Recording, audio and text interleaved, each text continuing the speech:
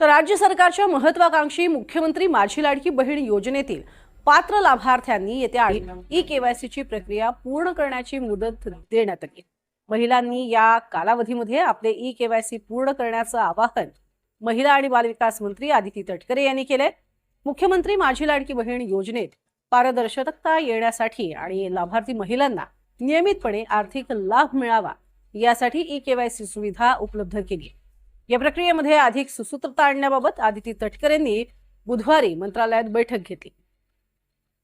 18 September 2027 पासून लाडकी बहीण .महाराष्ट्र.gov.in या अधिकृत संकेतस्थळावरती ई केवायसी सुविधा उपलब्ध करून देण्यात आलेली आहे। 18 सप्टेंबर पासून ही सुविधा आता सुरू झालेली आहे। लाडक्या बहिणींच्या ई केवायसी साठी मुदतवाढ देण्यात आलेली आहे। आपण बघतो की मोठ्या प्रमाणात राज्यामध्ये लाडक्या बहिणींचा समावेश आपण त्या ठिकाणी योजनेमध्ये केलेला होता। तर स्वाभाविकच इतक्या सर्व लाडक्या बहिणींचे ई केवायसी करताना काही कालावधी त्या ठिकाणी लागू शकतो। तर जर का याच्याकरता अजून काही मुदतवाढीची मागणी होत असेल तर निश्चितपणे शासन त्याच्यावर सकारात्मक पद्धतीने विचार करेल। त्यातली तिथली परिस्थिती बघून युती करावी की स्वतंत्र बळावर लढावं, आणि भारतीय जनता पार्टी जवळजवळ सर्व ठिकाणी मजबूत असल्यामुळे त्या ठिकाणी स्वबळावर लढण्याचा निर्णय जास्तीत जास्त पदाधिकाऱ्यांनी घेतला। पण निवडणुका झाल्यानंतर निकाल लागल्यानंतर एकत्र येतील महायुती की पुन्हा?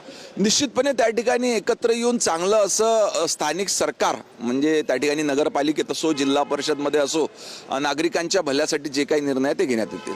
हो, कुठल्या मुद्द्यांवर प्रचार केला जाणार आहे? सगळ्यात मोठं चॅलेंज आहे जे बंडखोर तुमचे उभे राहिलेले आहे त्यांना शांत करणे। आपण प्रत्येक वेळेस बघतो की भारतीय जनता पार्टी ही त्या ठिकाणी केंद्रातली निवडणूक असो, राज्यातली निवडणूक असो किंवा स्थानिक स्वराज्य संस्थांची निवडणूक असो, सर्व निवडणुका भारतीय जनता पार्टी ही फक्त विकासाच्या मुद्द्यावर त्या ठिकाणी लढत असते।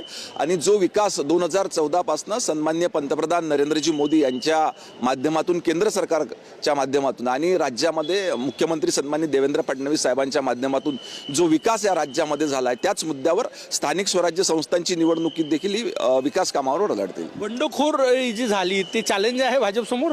नाही, मॅक्झिमम ठिकाणी ही काही बंडखोरी त्या ठिकाणी झालेली नाही आहे, परंतु जे काही पदाधिकाऱ्यांचा सात्विक संताप असेल निश्चितपणे त्यांच्यासोबत चर्चा करून त्यांना देखील सोबत घेण्यात येईल। लाडक्या बहिणींच्या ई केवायसी साठी मुदतवाढ देण्यात आलेली आहे। आपण बघतो की मोठ्या प्रमाणात राज्यामध्ये लाडक्या बहिणींचा समावेश आपण त्या ठिकाणी योजनेमध्ये केलेला होता। तर स्वाभाविकच इतक्या सर्व लाडक्या बहिणींचे ई केवायसी करताना काही कालावधी त्या ठिकाणी लागू शकतो। तर जर का याच्याकरता अजून काही मुदतवाढीची मागणी होत असेल तर निश्चितपणे शासन त्याच्यावर सकारात्मक पद्धतीने विचार करेल। 31 तारखेपर्यंत दिली, आणखी पण मुदतवाढ देऊ शकते लाडक्या बहिणींसाठी? हा संबंधित विभागाचा प्रश्न आहे आणि शासन यथोचित विचार त्याच्यावरती करेल। मुद्दे कुठले घेऊन जाणार आहे प्रचाराला तुम्ही? मी आधीच सांगितलं की भारतीय जनता पार्टी केंद्र सरकारची निवडणूक असो, राज्य सरकारची निवडणूक असो किंवा स्थानिक स्वराज्य संस्थांची निवडणूक असो, भारतीय जनता पार्टी नेहमी विकासाच्या मुद्द्यावर लढत असते आणि विकासाचा मुद्दा घेऊनच भारतीय जनता पार्टी ह्या निवडणुकीत देखील उतरेल। अजित पवारांना 500 कोटीचं हॉस्पिटल बहाल केलं जात आहे, अंजली दमानिया यांनी आरोप केलेला आहे। नाही, राजकारणामध्ये कार्य करणाऱ्या व्यक्तीवरती आरोप करणं हे सोपी असते, परंतु कुठल्याही झालेल्या आरोपाची चौकशी करूनच त्याच्यावर प्रतिक्रिया दिलेली यथोचित राहील। कुणाल कामराच्या कवितेचं समर्थन केलं म्हणून सुषमा अंधारे यांना हक्कभंग समितीची नोटीस आली? नाही, ह्या प्रकरणासंदर्भात मला विस्तृत माहिती। नमस्कार लाडक्या बहिणींनो, लाडक्या बहिणीसाठी पुन्हा एक अतिशय महत्त्वाची अशी बातमी आलेली आहे।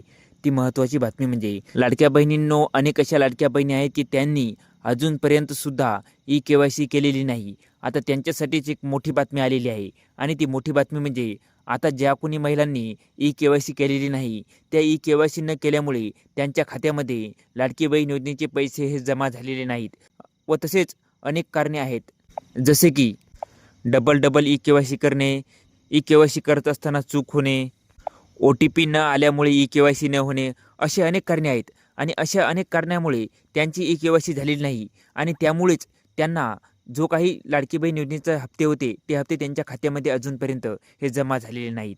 आणि आता त्यांच्यासाठी एक अत्यंत आनंदाची अशी बातमी आहे। ती आनंदाची बातमी म्हणजे ई केवायसी करण्यासाठी आता तारीख वाढ होणार आहे।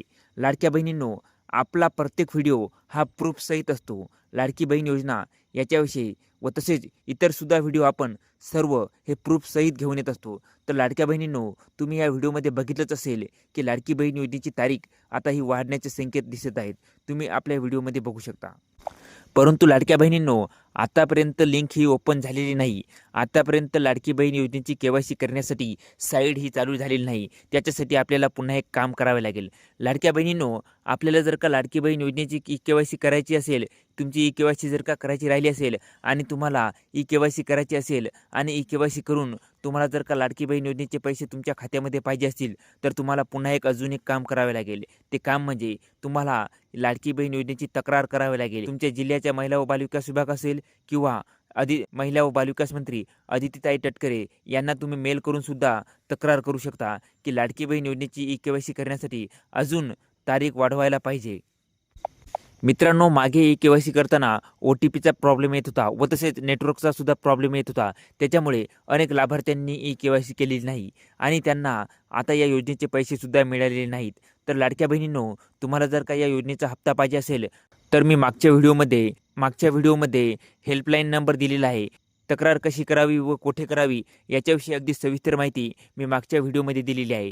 तो व्हिडिओ तुम्ही संपूर्ण व्यवस्थितपणे बघून घ्या. व तसेच काही जणांच्या कमेंट येत होत्या की हा नंबर दिलेल्या नंबरवरती कॉल लागत नाही. तर लाडक्या बहिणींनो, काळजी करू नका. मी पुन्हा एक नवीन व्हिडिओ घेऊन येईल की त्या व्हिडिओमध्ये पुन्हा जर का तक्रार करायची असेल तर वेगळी पद्धत काही आहे का, जेणेकरून आपल्या राज्याच्या महिला व बालविकास मंत्री अदितीताई तटकरे यांच्याकडे ती आपली तक्रार गेली पाहिजे. तर लाडक्या बहिणींनो, काळजी करू नका. लवकरच मी एक नवीन व्हिडिओ हा तुमच्यापर्यंत घेऊन येईल. लाडक्या बहिणींनो, हा व्हिडिओ कसा वाटला खाली कमेंट करून सांगा. आणि याविषयी अशाच आणखी नवीन माहितीसाठी आपल्या KK मराठी JR या यूट्यूब चॅनलला लाईक, शेअर आणि सबस्क्राईब करायला विसरू नका.